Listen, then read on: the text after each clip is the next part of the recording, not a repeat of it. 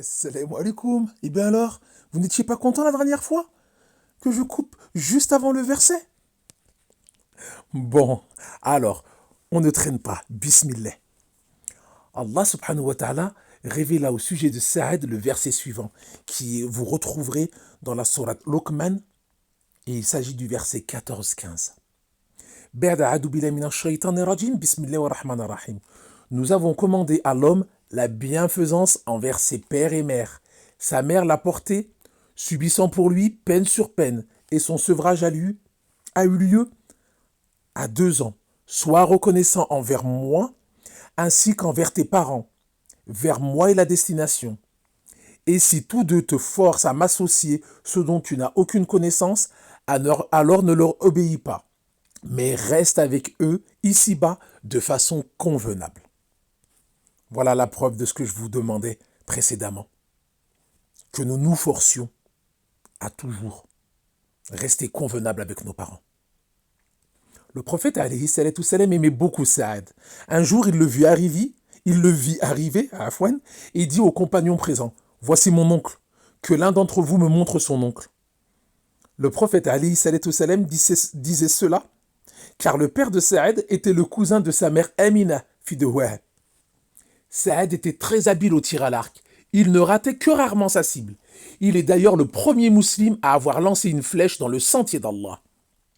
Il était un guerrier d'exception. Il participa à l'ensemble des batailles aux côtés du prophète alayhi salatu wassalam. Au cours de la bataille d'Uhud, il fut parmi le groupe de compagnons qui étaient restés autour du prophète sallallahu alayhi salatu wassalam pour le protéger. Voyant un guerrier polythéiste faire beaucoup de mal aux musulmans, le prophète alayhi salatu wassalam dit à Saad, lance-lui une flèche, que je sacrifie pour toi mon père et ma mère. Saad lui lança alors une flèche qui le terrassa. Durant le califat de Omar, il conquit l'Irak après sa victoire sur les Perses lors de la célèbre bataille d'El Qadisiyah. Sous les ordres du calife, il bâtit la ville d'El Koufa et en devint le premier gouverneur. Après l'assassinat de Uthman, lorsque les musulmans se divisèrent, il resta à l'écart des troubles de peur de commettre une injustice à l'égard d'un musulman. Allah le préserva de participer à la bataille du Chameau, ainsi qu'à la bataille de Siffin, qui opposèrent à chaque fois 2 groupes de musulmans. Saad était un homme avec une immense piété. Ses invocations étaient exaucées par Allah, depuis que le prophète alayhi salam avait invoqué en sa faveur en disant « Oh Allah, exauce l'invocation de Saad lorsqu'il t'invoque. » Subhanallah. Un jour, Saad entendit un homme insulter Ali, Talha et Az-Zubayr.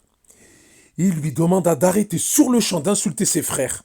Mais celui-ci s'obstina à prononcer des insultes insupportables pour les oreilles de Saad.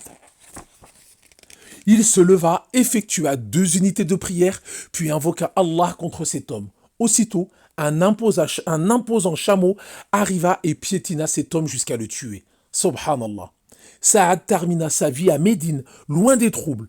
Lorsqu'il sentit son heure approcher, il demanda qu'on lui apporte un vêtement de laine, puis il dit « Enveloppez-moi dans ce vêtement. Il s'agit de celui que je portais lorsque j'ai affronté les polythéistes le jour de la bataille de Badr. Depuis, je l'ai précieusement gardé pour ce jour. » Subhanallah. Il mourut dans sa demeure durant le califat de Muawiyah en l'an 55 de l'Hégire, et il fut enterré à Médine. Qu'Allah soit satisfait de lui. Radiyallahu anhu. Encore une merveilleuse histoire. On en a appris des choses.